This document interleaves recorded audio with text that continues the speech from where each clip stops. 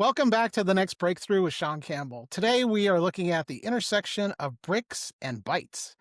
And we often hear about AI in the abstract, but my guest today is applying it to one of the most tangible, grounded industries in the world. That's real estate and asset management. George Knowlton, he's the founder of Tide360.ai, and he's also the creator of the Now It's Done business operating system. Now, he isn't just a tech founder. He started off his career in real estate as an investor, and he really got tired of a lot of the administrative friction that can slow down deals. And so he decided to solve that problem and others by building what he calls AI employees. Now, these are digital agents that can handle everything from finance to marketing. He's also authored a book called Smile and Scale, where he outlines a framework for integrating AI, not just for speed, but also for safety and morality in mind. And that's an interesting one, George, morality. So I'm curious to see learn a little bit more about that, how you apply that. Now, if you've ever felt like you're drowning in admin work and you're wondering how you actually use AI to get your time back, well, then this episode is for you. So, George, welcome to the show. Thank you, Sean. I appreciate it. I'm happy to be here. Blessed you're with us today. Just so people get to know you a little bit before we dive into the details of your work and your company. Can you tell us a little bit about your background? I understand it's in real estate, but was there a specific kind of breaking point or administrative nightmare, something that forced you to start thinking about software and building this for yourself?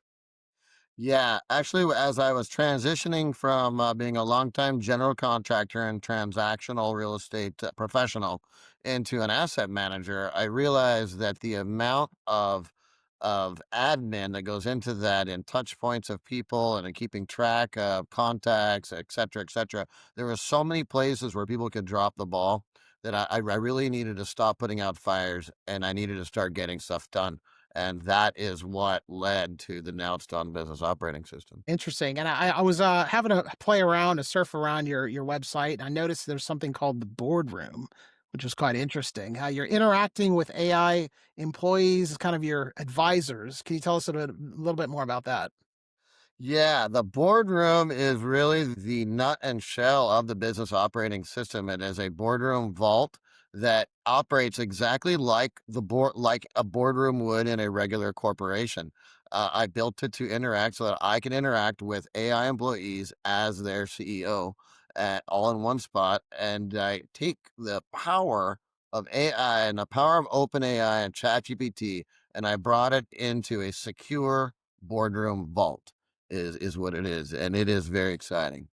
So if you could walk us through kind of one of the big use cases that you see people would use these AI employees for, just give us an example. I think you've actually given them names, right? Like I think specific people names and then Yeah, that. yeah, I think it's very important to give the AI employees, and I call them employees because they really are an employee of the company. They're not just an agent. They're not just a GPT. They're all, have micro SaaS programs behind them and that do specific tasks. So the names are very important to create personality. And, when people are talking about their secretary, they're talking about Charlotte. They're not talking about the AI secretary. It makes it a little more personal. The other piece is that they have a personality. So you're going to get a very consistent result from them. One of the biggest use cases right now that every business can use is an email manager. And that is simply an AI employee that answers your emails, collects your emails, categorizes them, answers them in your company voice. That is a very, very popular use case, saves hundreds of hours a month. You're definitely going to save probably 70% of your administrative time, I think, with having these assistants or these employees helping you out. I had a conversation with others around this concept of AI employees, and people tend to think of AI as a tool that you use and you do one specific task for it. But you're talking about more of a broader knowledge base for specific roles, right? So maybe it's a finance person, CFO, maybe it's a marketing head. How do you go about onboarding those AI employees? Like, how do you make sure that it's grounded in what that company specifically is about versus a generic sort of answer? Well, we have in our onboarding, so our onboarding process as DIY as you want it, or as white glove as you want it. It We set aside 3 hours of time if you want to spend time with us in person. We will help you onboard your employees. What I did that is different than every other AI company is I built a productized AI product. So when you purchase my product, it's already ready to go. So if we give you a questionnaire and you fill it out about your company, and we download that stuff right into your boardroom vault employees. It already comes with four of them now. The CEO is coming, hopefully by Christmas. It'll be there, so I'll have five. That should operate every single business. And if you don't know how to write an SOP, your secretary has a 135 plus IQ. She can write your SOPs for you as long as we know your company information. And the more information we have, the more accurate your employees get. That is one of the beauties of this program. When I first started using ChatGPT and AI for different things in business, I was building different GPTs and different tools and dragging them into chat to use them. It was messy and cumbersome and all of that. So the boardroom vault brings all of that into one spot, a secure spot, not just like little secure, but HIPAA secure. Everything is secure in here. Doctors can use it, everybody can use it, and the employees perform. They get it done quick. So instant wins. You can win in 3 days easily by just adopting the program. I've been in enterprise software for a long time, and a lot of the resistance, I would say, from the larger companies is about trust in the data. So I think having HIPAA compliance and having those certifications is important. A lot of them is about corralling a lot of stakeholders to make a decision when they're trying to buy any kind of software. And I think, it does take time to gain that trust.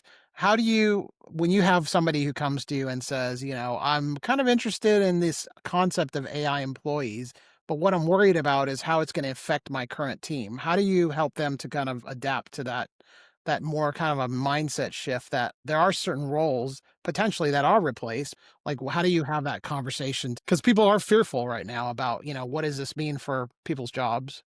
People are very, very fearful. So there's a couple of things. It's a really good question, Sean. A really, really good question because it is a pain point for us in this business right now. You mentioned in the beginning that I wrote the book, Smile and Scale, the wealthy, healthy approach to AI innovation and business. I also wrote Invest with a Smile, which is the smile approach to innovating with AI in business and real estate investment, which is what we're talking about here. Sorry, and SMILE is an acronym, is my Yes, SMILE is an acronym, which is a philosophy that was born from me, and it stands for safe, moral, inclusive, linguistic, and experiential. I feel like every transaction should be that way for every stakeholder. So in our real estate deals, our investors should be just as happy as our residents, just as happy as our contractors, just as happy as our other vendors. Everybody should be winning. There's no reason why anybody can't smile. Same thing with AI innovation and business. So, one of the ways that we reduce the friction is I suggest to, say, a large enterprise owner that just his immediate executive secretary buy a boardroom vault and she uses it or he uses it by himself and starts implementing it and finding ways that they can get their time back, right? Because they're going to get at least 50% of their time back. If they get that 50% back, then what can that executive assistant do in the workplace that's more that is more personal touching to your people that are working there, right? That is a higher purpose use than the mundane tasks. This is going to ease the way into the business. The other way that we reduce friction on a larger scale in an enterprise is in my book. I outline that we should give back 50% of what we're getting back as corporations to our employees. Wow, that's a So lot. That's a huge percentage. that is a huge percentage, but think about the benefit to the corporation. If you have a secretary who's working 40 hours a week and you save her 20 hours a week by implementing AI, and you have her work 10 hours extra for the week, well, you're getting 10 hours a week extra. You're getting 25% more production out of her, right? And you're letting her work 25% less. So how, I mean, would she want to leave ever and go to a company that made her work 40 hours for the same pay? She wouldn't, right? So, you're getting stickiness of employees, you're lowering churn, you're getting better product in the end, and you're allowing your employees, rather than doing mundane, repetitive tasks, they're actually able to use their God-given gifts. And that Mm. makes people happy. and happy employees create happy owners and Right. profitable companies. There has been this paradigm, I guess, since, I don't know, decades, right? Of that standard work week, where you have to put in your hours. But there seemed to be a drift in a lot of companies around hours. It does not necessarily mean outcome. Right? So I think a lot of companies now are wanting to pay for outcomes. They're not paying for just show me how many hours you worked because what are you actually producing? It's about outcome, it's about customer benefit, it's about, growing the business or scaling the business, whatever it is. And I think a lot of companies have to adjust culturally to that. We see a big hit in consultancies, right? Consultancies were famous and legal. They're famous for billing by the hour, but a lot of it's Mhm. changing now. Customers are saying, "Well, we don't want to pay for hours. We want to pay for like results, like actual business outcomes." So, what are your thoughts around that kind of paradigm shift from, like you said, the executive assistants now having more time back versus us looking to fill her week? I think that is absolutely where we're headed. I mean, that's where we've been in construction for many, many years. We've been what we call piecework, where we give people a certain amount, say to hang a door. We don't pay them by the hour because as soon as we put a guy on hourly or we put him on the union work, they start working slower. It's the craziest thing. As soon as we tell them no, actually you're going to get $25 a door. They're like they can hang 10 doors and a half a day. It's amazing. So when you talk about productivity and you talk about happiness of people and personal ingenuity, this all comes from not giving them a time to work but by giving them a task to work on and a Mhm, completion, like a target to get to. So yes, I think the entire world is heading in that direction. I think AI is absolutely helping in that and will actually pinpoint the people that are doing the work and the people that are not doing the work. Right. mhm, So it's really going to benefit those who have a work ethic, and it is not going to benefit those that are, as some people would say, on the dole or are taking advantage of the hours that the company is willing to pay. One of the ways that we as a company, Tide 360, has disrupted the software industry is we productized our AI agents. We have three price points and they have specific parameters, and that's what you get.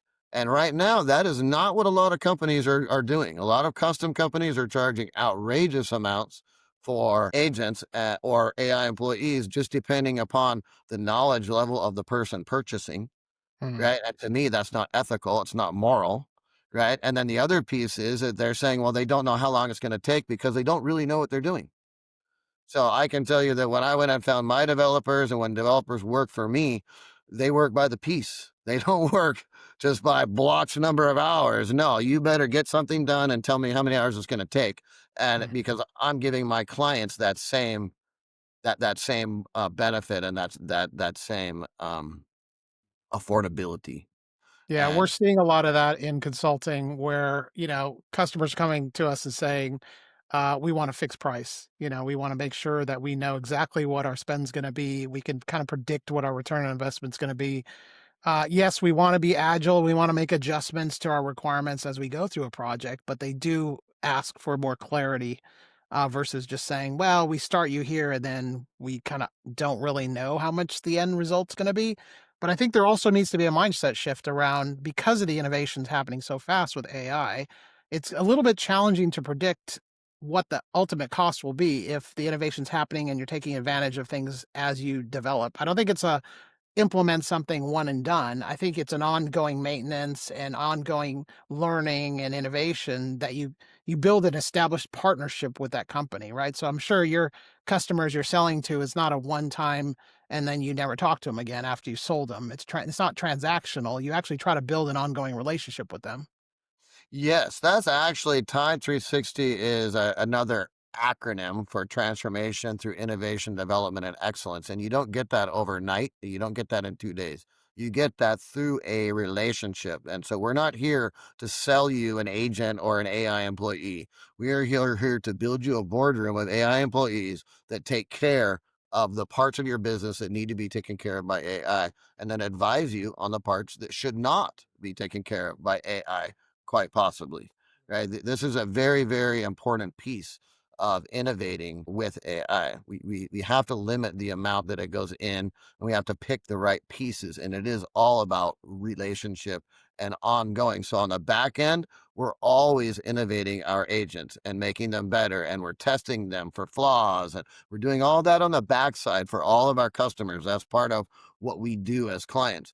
But also, what happens on the client side that we found a lot is they start with an email manager and they, okay, well, that's all I want. I just want that. Mm. And then they go, oh, well, now that I got that, this is super exciting. Well, can they do this with an invoice? Well, yeah, I can build an agent to do that. And then they got that. And they, well, what about this? And then what about that? So the budget does grow and you do have to be flexible. And that is why we put in 3 different levels, and we can, based on your description, your original description, we can give you a level and we can give you parameters. And then as you grow, we can give you more levels and more parameters so that each time it's predictable, consistent, and safe for my clients and for us.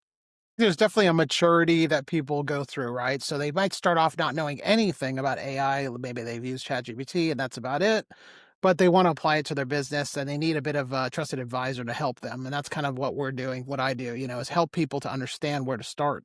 Because frankly, every day there's something new coming out and you can get quickly overwhelmed with all of the information if you were tracking it. And maybe it Mhm. starts with AI literacy, right? It starts with just understanding what's out there, what's possible, right? What's potentially can be done and picking one or two key use cases where we know that there is some benefit. And then once they kind of see that and they get inspired, then you start to open up your mind to say, okay, it's not scary. It's something that can be giving you some benefit. And then you find use cases. But I would always tell people start with the business problem, start with what you're trying to accomplish. Forget about the tech. The tech might be ChatGPT, it might be some other big enterprise solution, Salesforce or Adobe or whatever. But start with what are you trying to accomplish? Is it a cultural fix? It is a process change. It is a customer experience thing. Like you have to kind of nail down the area in which you wanna impact and which I teams you think that is, Sean, that is extremely astute. Like I can't tell you how many people miss that point that you just made. So for instance, our program, our Now It's Done business operating system, is a product. It's productized. You can buy it and start tomorrow. The question is, what are you going to do with it tomorrow? And a lot of people, if they've never been in AI, they have no idea. Some people, they're like instantly like, oh, let me just play. And they start going and they're great, right? Whether they produce anything useful or not is another question. There's Yeah. the other people that are afraid to even start, right? And those are the people that and we like both people to use our affiliate coaches like yourself, consultants that can come in and really help them to utilize each person, the accountant, the CEO. How do I use my CEO? What's the most effective way for me to Mm. use them? Because we learn, we've heard all of this about prompts and commands. And I don't know if you've heard the debate. Some people want to keep calling them prompts, and some people like calling them commands. I am in favor of commands because just like a human, the more clear you are and the more direct you are with your direction, then the better result you get, right? And it's the same way with ChatGPT and with my boardroom. The better the command, the better result from your employee. And this is where efficiency really comes in. For people like myself that are maybe a little fast paced, I might not be as effective with people that are maybe more left brain. I'm a right brain. I can think quick, act quick, everything's quick. If I was, for left brain people, it might be very stressful for them to have that. My boardroom solves that for me because these employees don't care. They're efficient, 100% efficient. I don't have to 24 be. by 7. Right. They're just efficient. And on the other side, I've built them with the safety and morality inside of them. So they remind me how to be effective with each of my clients and with each of my employees. And that's one of the beautiful uses of the CEO agent is to really help all of us with what we maybe are not great at. So, and it can Yeah. help identify it for us if we don't know too, because all the information that we use stays inside of our boardroom. Everything is in there for you. So all you have to do is ask your CEO, what are my weak points? Or ask your secretary, am I abrasive or am I great? Or what am I best at? What am I not great at? Right. And she's going to tell you. She's going to be straight up and honest with you. Well, based on our conversations here, you, you are this and this and this. It's amazing how you can self-reflect with AI by saying, "Have a look at all the conversations based on the context of what I've given you over the year, 2 years, whatever AI you're using, and give me a summary of how you see me." It's kind of an eye opener, actually. It's Uh, actually very scary. Somebody challenged me to do that prompt, actually, to put a prompt in, and I did it. And it was like it said, don't hold anything back. Tell me who the world thinks I am, and don't hold anything back. Right. And it just went and searched the whole internet and it came back. And it was eye-opening. I was like, oh wow, really? That's some things I was happy about, and some things I was like, I guess I need to change my messaging a little bit mm, because I'm not being perceived in the way that it's coming from my heart. It's right. not being perceived from the world in that way. So very great point, Sean. These are all ways that I think AI can actually help an enterprise, not hurt it. I call it modification through optimization. So what AI does is it crunches so much data, it optimizes the ability for us to crunch the data outside of our brain and allow our brain to actually focus on the results of the data, not Mm, the data. So instead of being yeah. lost in the forest, we're outside the forest looking in. And that is a beautiful viewpoint for every employee and every business owner. Yeah, I mean, software has provided a lot of data over the years, but what we where companies struggle was getting the insight, right? Like data's easy. Not easy, but you have to consolidate it. Maybe you need a CRM, put it in one location, have your customer information somewhere that's easily accessible for your customer support agents or or your salespeople. But a lot of software becomes shelfware. And when you're onboarding a new company, what do you think is the number one friction point of the mindset block that's going to stop them from fully kind of handing over the reins to AI? What do you think that's going to prevent them from doing, and how do you address that? It's a difficult question. I can tell you that the number one challenge is that they want complete control. They're not used to not having control. Like, for instance, our accountant agent can go into your bank account and pull your bank statements every single month. It can pull your dailies if you want, like right to the minute, if that's what you want. Right. But for a lot of people, that's very scary. They're like, well, wait, who's getting in my bank account? What agent and from where and what is the connection like? And all of those things are understandable once you understand where they are and you understand that it's no different than you logging in on your computer, which most of us do. Then your fear goes away. So I think a lot of it, the answer to that is education and experience. People start off dragging and dropping and keeping everything they try to hold on, and the faster they're willing to let go and let AI help them, then the faster they're able to focus on the higher level things. It's about Which building trust, right? I mean, even if you think about it, take agents out of the picture and just say human beings. When you Yeah, hire a new human being, you still have that process of gaining trust, verifying. You're not going to hire a new employee and be like, "Here's the access to my bank account," right? right. Like, You're never there- gonna do that. it In takes fact, time to understand who is that person. Do they have the right security access? Do we have the processes in place in case something goes wrong? The same thing with technology, with AI. 100%. And that is actually a great example of that is our email manager. We build them. We get your questionnaire. We build them off the information that you give us, and then we have you test them. Right? And the whole testing process is we want you to get to where you're 95 to 99% happy with the return text, with what the answer is. Once you're 95 to 99% happy with the responses, well, then you can automate sending out the emails. Before that, you want them all to go in your draft box so that you can check every email that your email employee is writing to make sure that it's writing it in your company voice. Hmm. But once So that's now, done and you've got the trust, fully automated, and you don't have to touch your email anymore. It's done. hmm.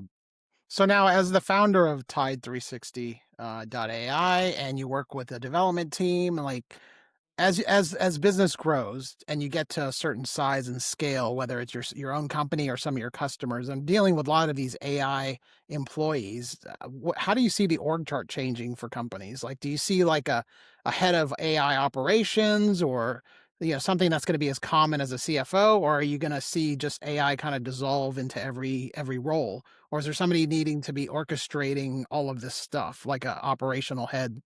How do you see it playing out? I see both. I see that we are going to have an AI. There will be a role specifically that is AI integration. It may be that it becomes part of the operations role, that you can't be in operations without AI. And that's where I see that it could be both, right? So AI is going to disperse through every job. I mean, we know that it's going to disperse. The question is, will corporations actually see the need for somebody to actually monitor the AI itself, or will it dissolve into each department, and each department will do its own piece, with the biggest piece being in operations, right? Mm, Because that's where we're seeing the biggest benefit now monetarily is in operations, right? But that's because it's very difficult right now to quantify because we don't have enough data yet to quantify what the benefit is to the CEO and the operations person not having to do what they're having to do now. Because mm, once AI fully takes over those operations and reduces their workload by 50%, well, what can that CEO do with 50% more time? mm, Right? This is the intangible right now. And right now we're seeing businesses grow their top lines by 30 and 40% with the extra time that they have because they're able to actually concentrate on things that they maybe wouldn't have even thought of before because operations were taking too much of their time or just daily tasks. mm. So, so yeah, I think both things are going to happen. I think there will be an AI role, maybe in the beginning, and then after a few years, it's just going to dissolve into each role. Mm. Okay. And so for other entrepreneurs out there who may be watching this, listening, and they're kind of feeling overwhelmed by the noise of AI, I'll say, uh, yeah, and they want to have a breakthrough. Right? They really want. They're a bit paralyzed. They're not sure where to start. What's the one kind of low risk step you think they can take, like today, to start automating and without breaking their business? What would you suggest to them?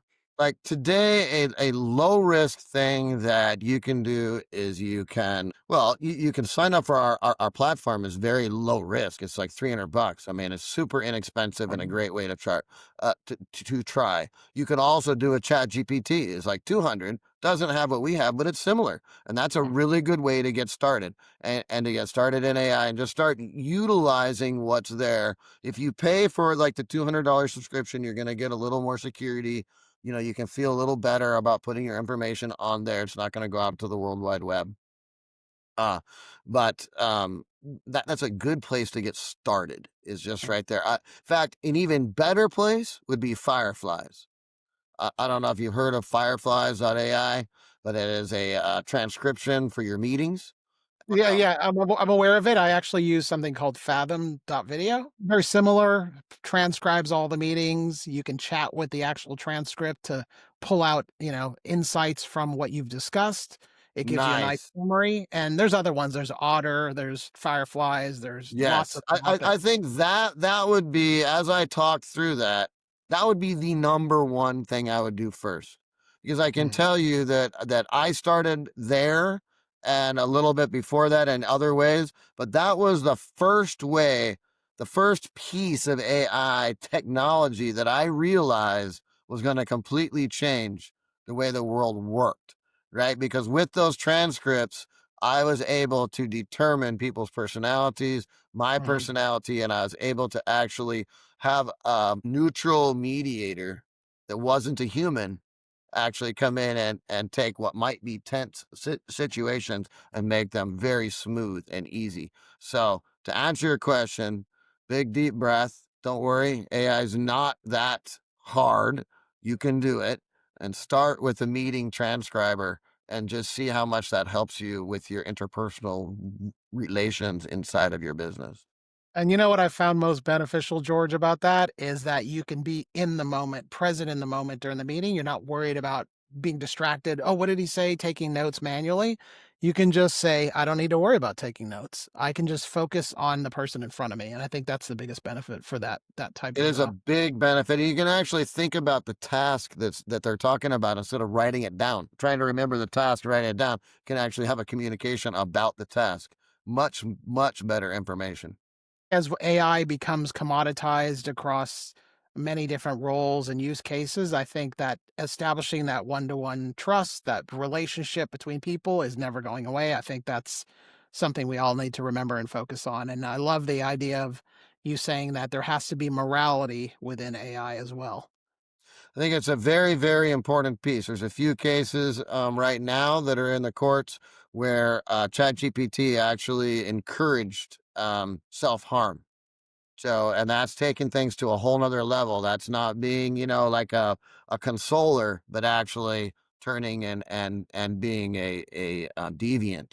And Mm. so this is highlight some very important things that we have moving forward in AI. Because we do want to keep safety and we do want to keep morality in AI. This is very, very important.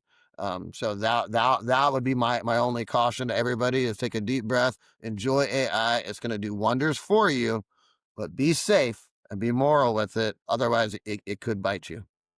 So if you need to understand AI a bit more and you need a bit of a trusted advisor, you can always reach out to me. Reach out to George. He has some productized AI employees. You can get started today with them. And I really appreciate George's time. Thank you, George, for being here today. And if you want to leave the audience with the best way to contact you, what would that be? Tide360.ai. And I think you're on Instagram as well. That's right. Tide360.ai, my Instagram, or nowitsdone.com. Any of those ways are fantastic ways to get a hold of me.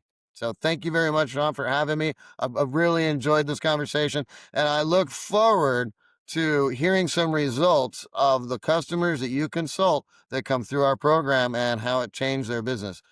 Because I'm telling you, from what I know of you, you're a fantastic consultant, and you're on top of it with AI, and you've really got your eye on the target in getting results for companies. So I'm very happy to be a part of that and very happy I could be on here and share with you today. Thank you, George. My pleasure. Have a Take great care. day.